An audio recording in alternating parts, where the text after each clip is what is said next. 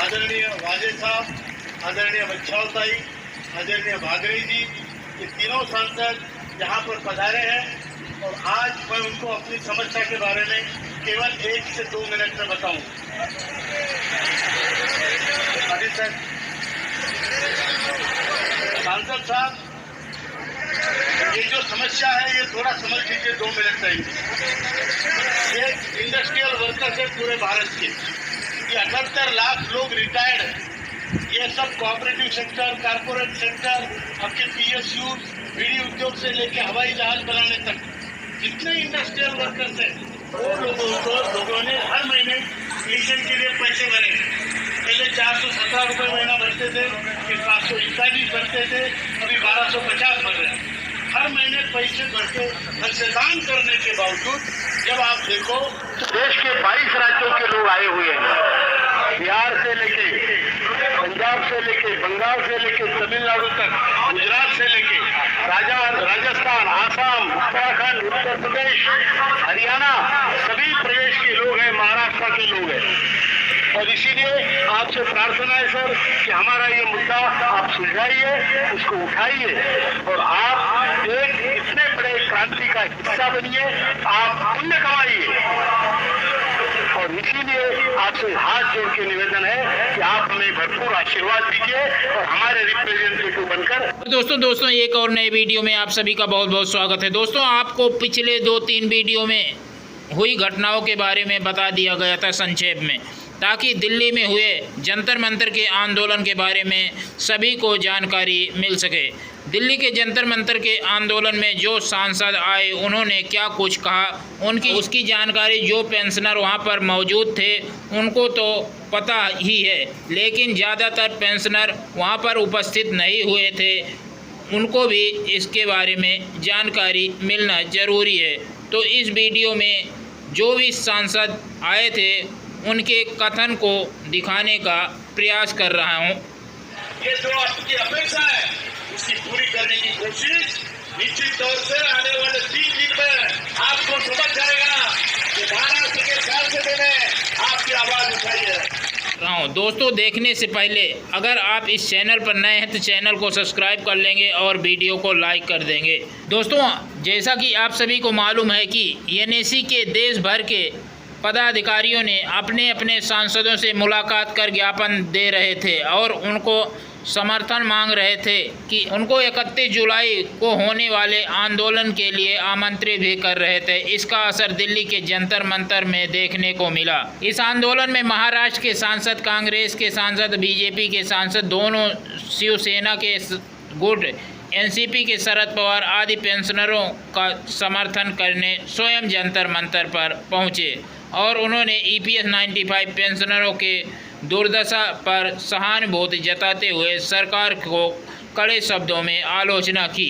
दोस्तों जंतर मंतर पर आने वाले सांसदों में शिवसेना के उद्धव गुट के संजय देशमुख सांसद, यवतमाल नागेश स्टीकर सांसद हिंगोली और बड़ूजी यादव सांसद प्रमणी और सांसद राजा भाऊ बाजे सांसद नासिक और भाऊ साहब बक्चौर सांसद शिरडी, ओम राजे उर्फ पवन राजे निम्बालकर सांसद धाराशिरी और वहीं कांग्रेस के डॉक्टर शोभाताई सांसद धुले, कल्याण सौ काले सांसद जलना और छत्रपति श्री साहू जी महाराज घोसले सांसद कोल्हापुर और एनसीपी के शरद पवार और भास्कर राव बांगड़े टिंडौड़ी।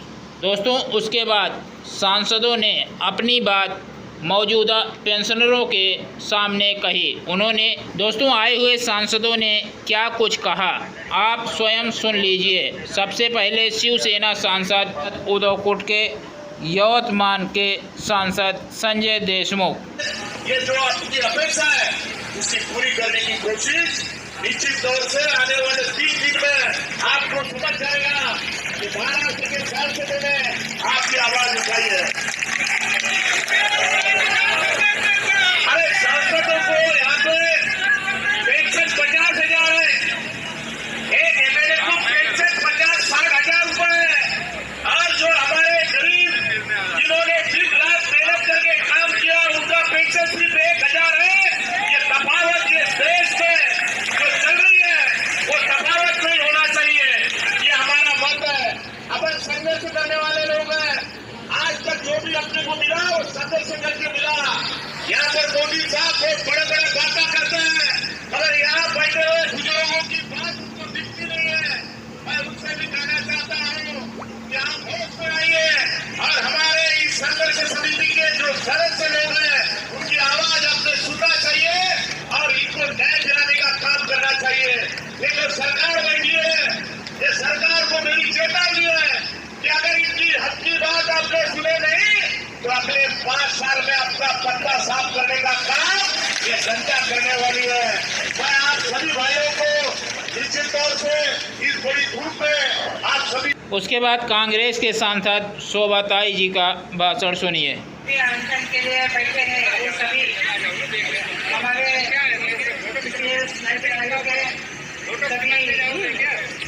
कार्यकर्ता, सभी पदाधिकारी, सभी पेंशनधारक और उनको आप सबका जो पेंशन का सवाल संसद में उठाएंगे और आपको न्याय देने के लिए हम जरूर प्रयास करेंगे, क्योंकि ये जो अन्याय इस सरकार ने आपके ऊपर किया है, ऐसे कई भाई और बहनें हैं। आपको न्याय दिलाने का प्रयास हम जरूर करेंगे, ऐसा वादा हम यहाँ पे देते हैं।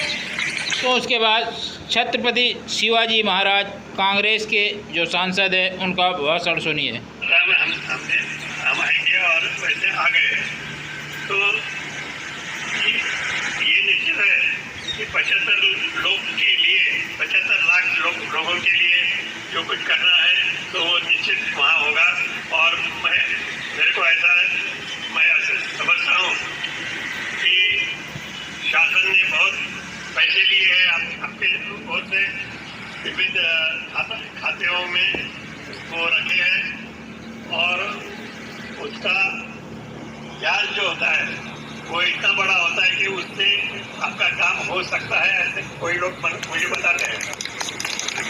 तो उसके बाद दोस्तों भाऊ साहब बकचोरे सांसद सेड़े। और पहले दिन से ही मैं आपके प्रश्न के लिए चिंतित रहता हूँ।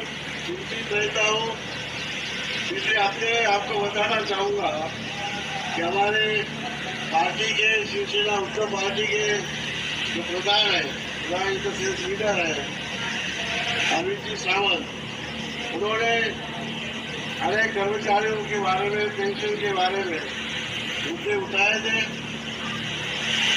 तब मैं उनके पीछे था। मैं आपके इतिहास में से कागज हमेशा मेरे साथ रखता हूँ। तुरंत मैंने वो पेपर उसको बोलने के लिए लास्ट मोमेंट में उन्होंने ये बात छीनी और पार्लियामेंट के सामने, अध्यक्ष के सामने, मंत्रियों के सामने ये बात रखी गई है। मेरे इसका आपका जो निवेदन है, आपकी जो मांगे हैं सरकार के सामने मैंने तो इन राइटिंग पेश की है। देश के जो लेबर मिनिस्टर है, प्रधानमंत्री है, उनको मैंने तो लिखित स्वरूप से दिया है। इस हफ्ते में मैंने आपकी मांग रखने के लिए शून्यकाल या जो महत्वपूर्ण बातें होती है वो रखने के लिए जो समय मिलता है, मुझे कल समय मिला है और कल पार्लियामेंट में ये बात मैं रखने वाला हूँ। के बाद बड़ू जी यादव सांसद प्रमड़ी। बात कोई नहीं होती और मैं पूरे मेरे भाइयों से मैं अपील करूँगा, मैं उनको वादा दिलाऊंगा कि आने वाले ये चालू है सदन में ये मसला उठेगा। इसकी मांग हम बिल्कुल आज करेंगे। आज तो चर्चा हो रही है, इसकी जो और भी खत्म हुआ है, कल हो परसों हो, आज जैसे भी मौका मिलता है उसके ऊपर हम सबको, हमारे पार्टी लीडर को भी बोलने के लिए कि आपका विषय में जीना ही नहीं। आज दवाखाने में गए तो डॉक्टर 2000 रुपये की फीस लेता है, कल चेकअप करने की मेडिसिन तो पूरी रही। उसके बाद कल्याण राव काले। मैं संसद के अंदर जो चुनाव होता है, शून्य प्रहार होता है, उसके अंदर ये बात जरूर मैं रखूंगा और सरकार से अवगत करूंगा। ये बात हमारे नेता आदरणीय राहुल गांधी जी भी कही थी कि सरकार आने के बाद तो हम तो देने ही वाले थे, लेकिन अब थोड़ा हिस्सा कम पड़ा, नहीं तो हमारा थोड़ा और काम मिल जाती थी तो ये अपने कुछ अंतर मंतर का काम ही नहीं पड़ता था। लेकिन अभी वो बात हो गई है। अभी मैं इतना ही कहूंगा कि आने वाले ये जो बजट सेशन चल रहा है, ये बजट सेशन के अंदर ये बात मैं जरूर रखूंगा, लेकिन वो उसके बावजूद भी करे या ना करे, लेकिन ये जो डिपार्टमेंट है, जो मंत्री जी इसका काम देखते हैं, वो मंत्री जी को चिट्ठी जरूर लिखना पड़ेगी और आपका एक डेलीगेशन होगा।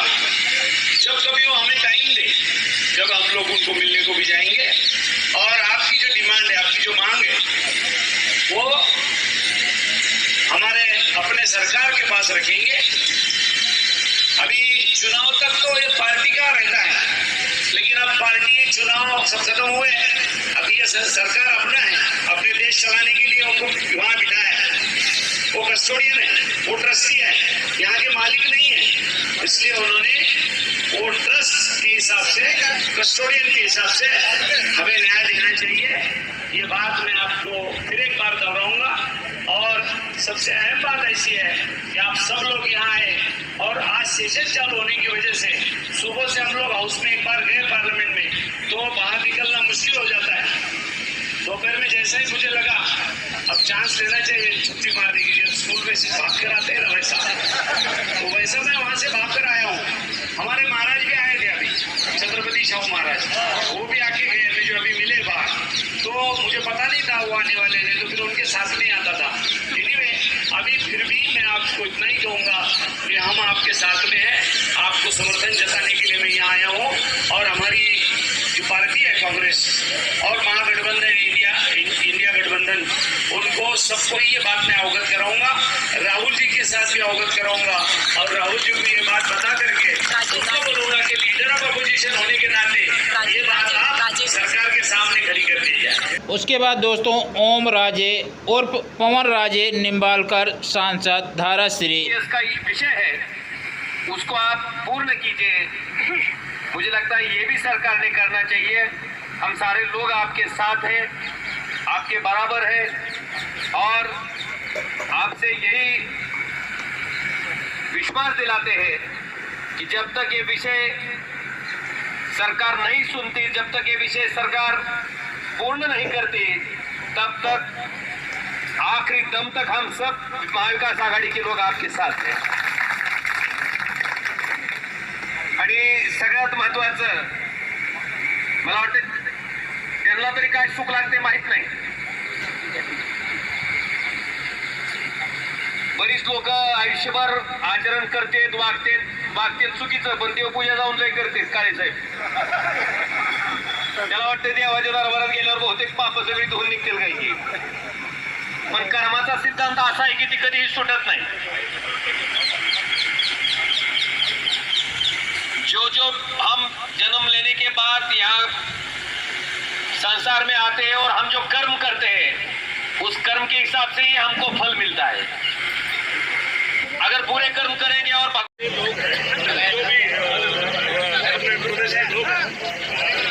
उनके जो भी यहाँ पे प्रोसेस है उनको आप भेजिए, ये टी शर्ट लीजिए,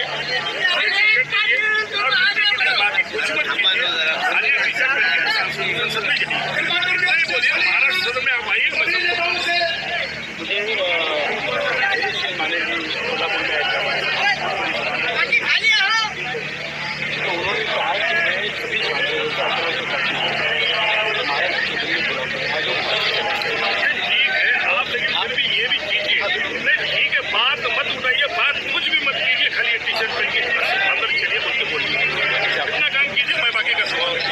दोस्तों सभी सांसदों ने कहा कि एनएसी की यही टी शर्ट पहन करके संसद के इसी सत्र में जाएंगे और EPS 95 पेंशन के मुद्दे को उठाएंगे सरकार के सामने। एनएसी ने सभी सांसदों को ये टी-शर्ट दी है कि संसद में जाकर के EPS 95 पेंशन के मुद्दे को जोरदार तरीके से उठाएं। दूसरे ही दिन सभी सांसदों ने बैठक की और EPS 95 के मुद्दे को एक साथ सदन में उठाने की बात कही। दोस्तों, ये पेंशन धारकों के लिए बहुत बड़ी उपलब्धि है कि इतने सारे सांसद एनएसी के मंच पर आकर एनएसी का समर्थन किया, पेंशन बढ़ोतरी के लिए वादा भी किया कि हम आपकी पेंशन बढ़वा कर ही मानेंगे। ये सांसदों ने कहा कि जब तक आपकी पेंशन नहीं बढ़ेगी तब तक हम आपके साथ हैं, आपका पेंशन का मुद्दा हम पूरा करा करके ही मानेंगे। धन्यवाद।